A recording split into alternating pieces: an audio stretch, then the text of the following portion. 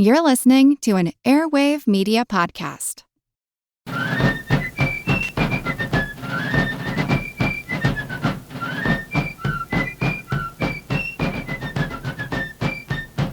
Hello, and thank you for joining the American Revolution. Today, Episode 9, the Fort William Henry Massacre and the Rise of William Pitt.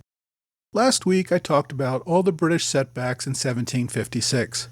Sadly, Britain was in for more setbacks and turmoil in 1757. Much of this had to do with the continued political chaos in London, and it also resulted from the lack of a properly supported military strategy for North America. The British military commander of North America, Lord Loudon, grew increasingly frustrated not only with colonial politics and with his subordinate officers bad-mouthing him to friends in London, but also because London wanted to second-guess his strategic command decisions. Loudon planned to use his regular forces to reinforce the frontier from Pennsylvania to South Carolina and recapture lost territory. In early 1757, newly appointed Secretary of State William Pitt, who I'm going to discuss in more detail in a few minutes, sent instructions that he should focus on Canada, taking Louisbourg, and proceed up the St. Lawrence River to take Quebec. To help him with this task, Loudon received another 8,000 regulars. In early June 1757, Loudon took 6,000 soldiers to Halifax to besiege the French fort at Louisbourg, along with additional support from the Royal Navy. Although Loudon felt this plan opened up New York and the Middle Colonies to French attack, he was a good enough officer to follow orders. At this point, the frustrated Loudon was probably happy to let the colonies suffer. He was sick and tired of dealing with provincials and their political leaders who wanted to thwart him at every turn. In addition to the ongoing disputes over the quartering of his soldiers, colonists continually refused to provide the necessary men and money needed to fight. His attempts to integrate colonial troops into regular units met with great resistance. At the beginning of the summer of 1757, in an attempt to prevent colonials from trading with the enemy, he had banned all non-military shipping. This led to huge economic disruption, as no colony could get its goods to market or receive imports. By June, the colonial governors were countermanding his orders and permitting civilian trade ships to get back to their commerce. When he left for Canada with General Abercrombie and 6,000 regulars, Loudon was probably happy to leave General Webb in charge of frontier defenses. Webb, despite his own apparent cowardice, still had good friends in London and was one of the officers bad-mouthing Loudon as a poor commander. Loudon regarded Webb as timid and incompetent, not wrong in my opinion, and with friends in high places in London. Webb would now be responsible for the mess in the Middle Colonies, and when he failed, the colonists would learn the hard way that they needed to defer to a strong military commander with the necessary resources to defend them. Loudon, however, also disappointed the ministry in Canada. Pitt had wanted Loudon to attack the French fort at Louisbourg. When he got there, the French navy at Louisbourg harbor was too large for the small British fleet to challenge. With that, Loudon gave up on Louisbourg and returned his forces to New York. There he returned to the original plan of taking Fort Carillon at Ticonderoga. Even then, Loudon could not catch a break. A hurricane destroyed much of the British fleet on the return trip from Halifax in September.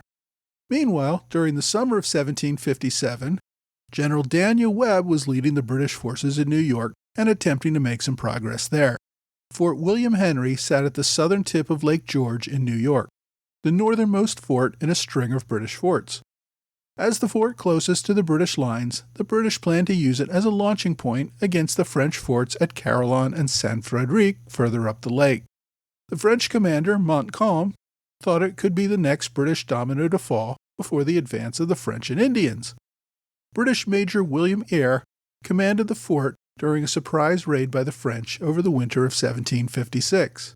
The French had not brought cannon, but had attempted to use the element of surprise to scale the walls and take the fort. The British had beaten off this raid, but not before the French burned all the outbuildings and gunships. As the 1757 fighting season began that spring, the fort remained in a precarious position.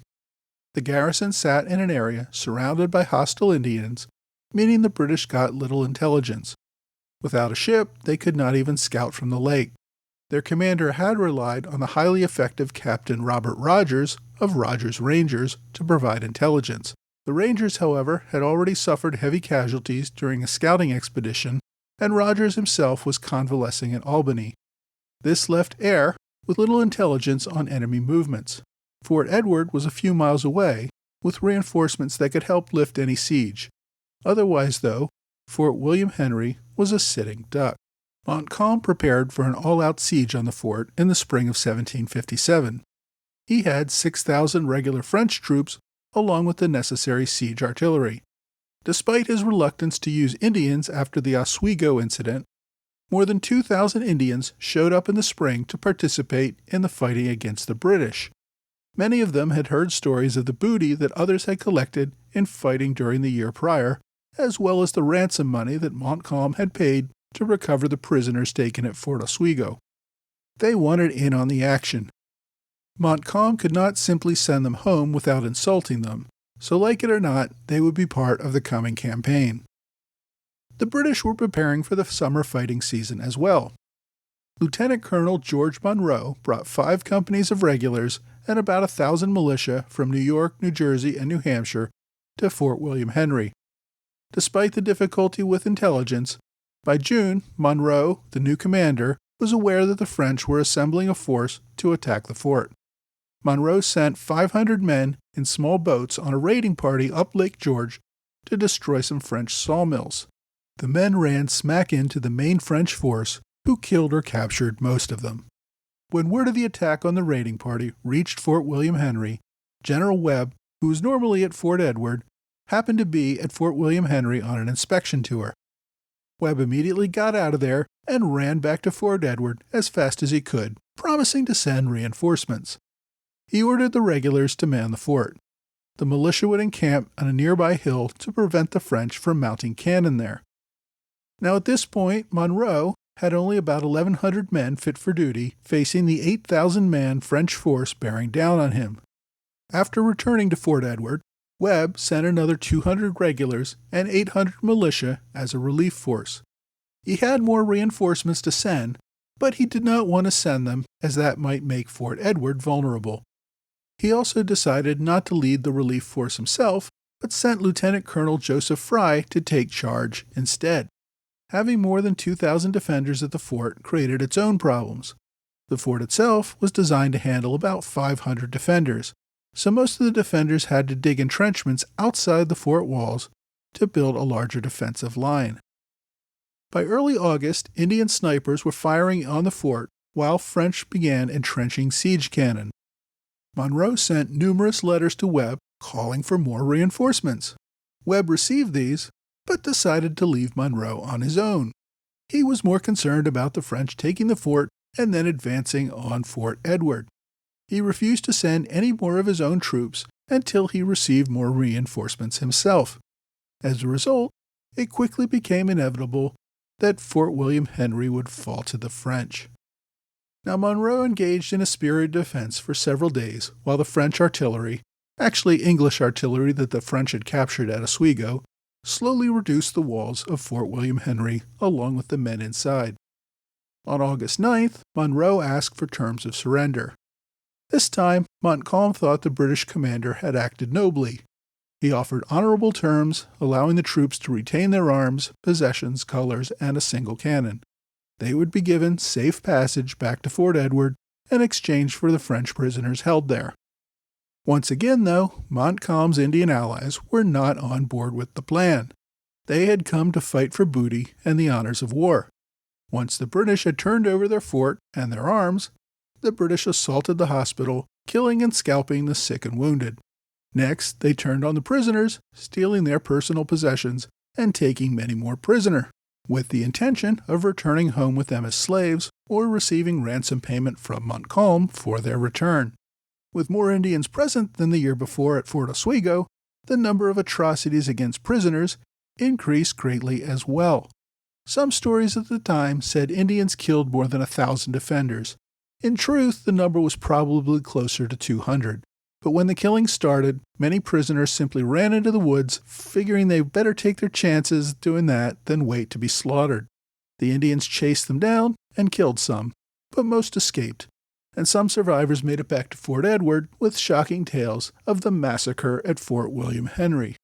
Montcalm also recaptured several hundred of the prisoners, and this time kept his promise to get them back to Fort Edward. But the tales of the massacre served as a rallying cry for the British, one that would inevitably result in future revenge.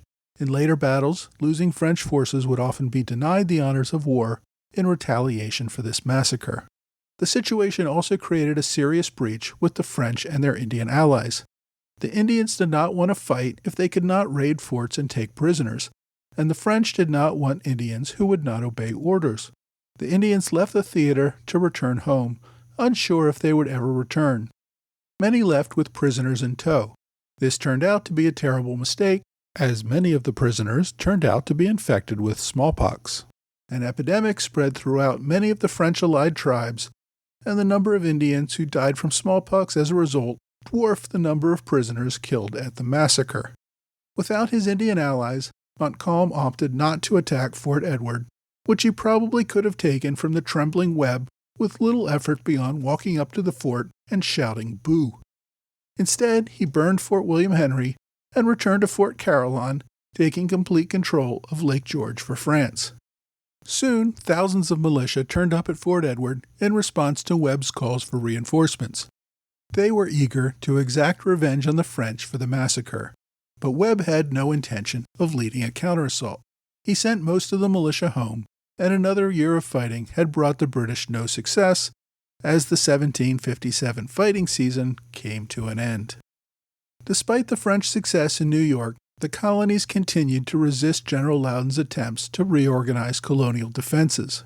The arguments all remained the same. New England colonies did not want to raise taxes to send troops to defend New York. Colonial soldiers did not want to fight for the low pay being offered. Colonies did not want to pay to house regulars. Colonial officers did not want to take orders from lower-ranking officers in the regular army. Colonial militia did not want to be subject to regular army punishments and discipline. Colonial resistance, though, moved beyond grumbling. After the immediate fear of the Fort William Henry massacre faded, colonists went back to resisting just about everything Loudon wanted them to do. Anti-recruitment riots broke out in several colonies during the fall and early winter of 1757. General Loudon may have thought he caught a break when his former aide, Thomas Pownall, became Royal Governor of Massachusetts. You may recall that Pownall had been instrumental in lobbying London to replace General Shirley with General Loudon as commander of North American forces. Pownall then returned to America by Loudon's side in the summer of 1756. By early 1757, though, Pownall was back in London, now bad-mouthing General Loudon and angling for a new job. In August, he became governor of Massachusetts and returned to America. As an astute politician, Pownall quickly realized that the Massachusetts legislature was not going to comply with Loudon's edicts. Seeing how the political winds were blowing, Pownall decided to back the Massachusetts legislature and oppose Loudon. Loudon had hoped to wage a winter campaign against Fort Carillon at Ticonderoga, but with local recruitment failing, he could not get the troops he needed. That, combined with an unusually snowy winter, led to an end to the campaign before it started. Loudon also had to keep some of the militia beyond the terms of their enlistments. For Loudon, this was a military necessity to keep the forts along the New York frontier properly manned. For the militia, who had volunteered only for a few months after the Fort William Henry massacre, extending their enlistments for the rest of the winter, especially when no battle was apparently on the horizon, seemed like a violation of their rights. Eventually, several of the regiments simply marched home in violation of orders. Technically, Loudon could have shot them as deserters, but given that the population supported their decision to leave, it would have been politically impossible. One of those deserters was a 19-year-old private named Rufus Putnam, a name that might become much more important to you as we get into the Revolution. In February 1758, Governor Pownall hosted a conference of New England governors in Boston, without Loudon, to discuss how the colonies could respond to the French threat. Outraged that this conference happened without his approval, Loudon summoned all the colonial representatives to Hartford to lay down the law and inform them what he expected of them for the 1758 fighting season. He gave each colony enlistment quotas, though the colonies made clear that they might not meet them. Tension between Loudoun and the colonial leaders was reaching a breaking point. Now, the political chaos in America was probably matched by the political chaos in Britain. Back in London, the ministry grew increasingly frustrated with the lack of success in America. Prime Minister Newcastle and Secretary of War Fox had their hands full with an all-out war in Europe. France was threatening the German states, including the King's Hanover. French forces were even building up along the coast, threatening a possible cross-channel invasion of England. The French destroyed a large British fleet in the Mediterranean trying to relieve the British fort at Minorca, which also fell. With nothing to show for their efforts, both Fox and Newcastle had resigned from the government in late 1756. Despite the failures of Fox and Newcastle, there was no obvious alternative to their leadership. William Pitt, a fellow Whig, had been the main voice of opposition, but the king still did not like Pitt very much. Pitt's close relationship with the Prince of Wales remained a sticking point, but more than that, Pitt had continually attacked government policies, regularly savaging Newcastle in the House of Commons.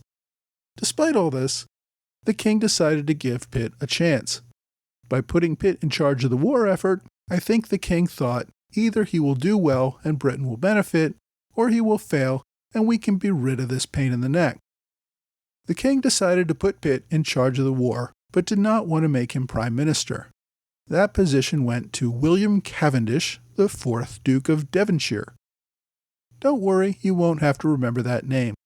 Although Devonshire served as prime minister for about a year, he was pretty much a non-entity. Pitt became the real power in his position as Secretary of State for the Southern Department, which covered the American colonies. Not one for modesty, Pitt commented, "My lord, I am sure I can save this country, and no one else can." Pitt proposed a massive buildup of both the Army and Navy, enough to protect Hanover for the king, increase the forces in America, and develop a home army to protect against a potential invasion. But despite all his efforts, Pitt never really found favor with the king. After a few months, in April 1757, the king dismissed Pitt without even finding a replacement. After flailing around for several months of inaction, Pitt and Newcastle were finally able to make nice with one another. The king appointed Newcastle as Lord of the Treasury and Prime Minister again, and Pitt returned as Secretary of the Southern Department in June. Essentially, Newcastle would control the money, and Pitt would control war strategy. Fox ended up with the job of Paymaster General, a job with little power, but one that greatly enriched him personally. He seemed happy with that. Fox's patron, the Duke of Cumberland, who was also, remember, the king's son, headed off to Germany to lead an army, planning to come back with greater glory and a restoration of his men to real power. Fortunes of war, however, can be fickle. Facing a superior French force, Cumberland did poorly in Germany. Tasked with defending Hanover for the king, Cumberland was forced to negotiate a surrender that led to his army being disbanded and the surrender of much of Hanover to the French. Upon his return to England, the king remarked, "Here is my son, who has ruined me and disgraced himself." Cumberland resigned from all his military and public offices and retired from public life in September 1757. This completely changed the political dynamic in England, giving Pitt much more political capital to fight the war as he saw fit.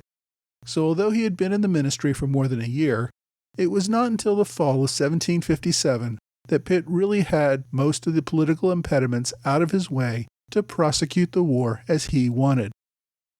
So most of 1757 was political chaos in London, with no unified strategy to fight the war, either in America or Europe. By the end of the year, though, Pitt had the necessary political support to make real strategic changes that would turn around England's fortunes of war. And a big part of this was a plan for a renewed emphasis on North America. Next week, William Pitt implements his new plan to win the war and finds a way to work with the colonies.